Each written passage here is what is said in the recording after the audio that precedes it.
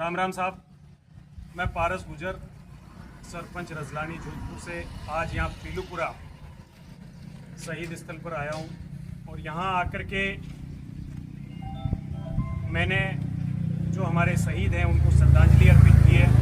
Colonel साहब को याद किया और उन 72 शहीदों को याद किया है जिनकी बदौलत आज लाखों की संख्या के अंदर एमबीसी समाज के युवा न केवल सरकारी भर्तियों में सेलेक्ट हो रहे हैं बल्कि एक उस स्थिति में पहुंच गए हैं जहां वो अपने जीवन को संवारने में लगे। लेकिन इसके साथ साथ एक पीड़ा है जो पिछले 7-8 साल से हमारे 372 परिवारों को एक दंश के रूप में झेलनी पड़ रही है। इनका कोई गुनाह नहीं, इन्होंने परीक्षा दी, परीक्षा में पास हुए, लेकिन सरकार की ढुलमुल रवैये की वजह से ये बार बार परेशान हो रहे हैं। सरकारें लगातार चेंज हो रही है। कांग्रेस सरकार का मामला था, 5 साल उसको निकल गए, 2.5 साल से ज़्यादा इस बीजेपी की गवर्नमेंट को हो गए।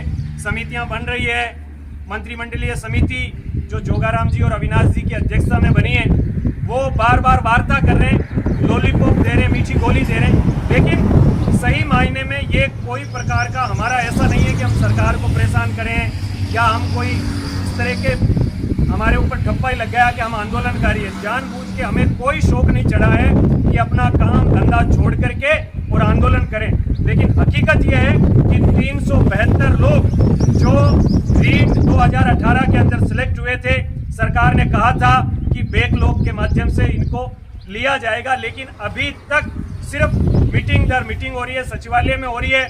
यहाँ 8 जून को पिछले साल जब बड़ा आंदोलन हुआ था, भारी संख्या के अंदर 50,000 लोग आए थे, उस वक्त भी सरकार का जो मसौदा आया जयपुर से उसमें स्पष्ट लिखा था कि जल्द से जल्द आपकी इस मांग का निस्तारण किया जाएगा। लेकिन अभी तक तस से मस सरकार हो नहीं रही है। लेकिन सरकार मुगालते में ना रहे। सरकार इस जो ये युवा बैठे हैं, ये इनकी संख्या देख करके सरकार इसको हल्के में कतई न ले।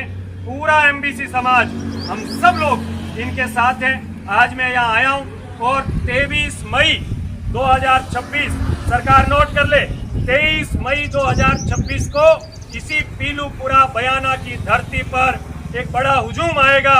हम सब लोग यहाँ बैठेंगे, एक तरह से महापंचायत होगी और उसमें ये फैसला लिया जाएगा कि सरकार बार बार वार्ता के लिए हमें नहीं बुलाए, हमें रिजल्ट चाहिए, हर हाल में रिजल्ट चाहिए। 7 साल से ये बेरोजगार बैठे हैं, इनका गुनाह क्या है? गलती सरकारों की है, गलती इनके सिस्टम की है। अब फिर दोहरा रहा हूं, 23 मई को ज्यादा से ज्यादा लोग पीलूपुरा पहुंचे और इन भाइयों का 372 परिवारों का साथ दें, क्योंकि आज इनके साथ धोखा हुआ है। कल को आने वाली भर्तियों में जो हमारे बच्चे सिलेक्ट होंगे उनको भी इस तरह से अटका करके लटका करके छोड़ देंगे। ये सरकार की जो नीतियां हैं, कहीं ना कहीं वो लोग जो शासन प्रशासन में उच्च पदों पर बैठे हैं वो हमारी तरफ ध्यान नहीं दे रहे। लेकिन जब कहते हैं कि सरकार की आंखों पर पट्टी बंध जाती है तो हमारे पास आंदोलन का रास्ता है और हम आंदोलन करेंगे और सरकार से ये मांग मनवाएंगे। इसी के साथ आप सबसे निवेदन करता हूं